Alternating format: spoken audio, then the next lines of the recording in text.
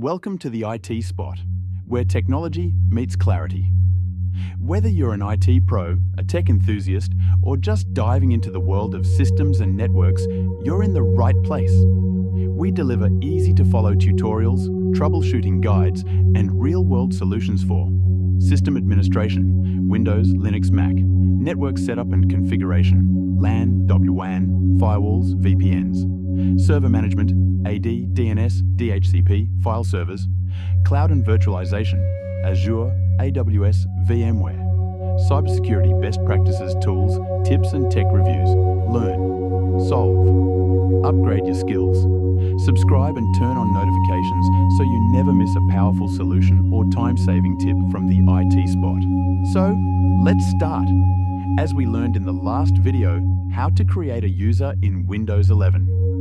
So today, we will learn how to give admin permission to a normal user so that that user gets full control of the system and that user can make modifications in any file and folder, meaning the user should get full control access. So let's start. So please follow my steps.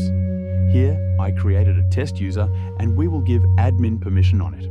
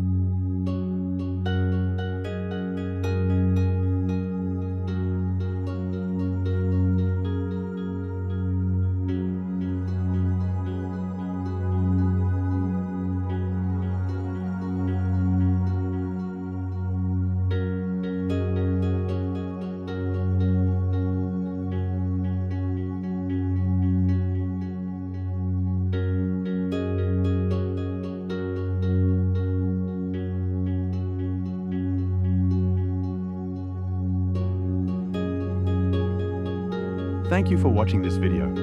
If you like my videos, please subscribe my channel and press the bell icon button for upcoming videos. Thank you so much again. Have a nice day.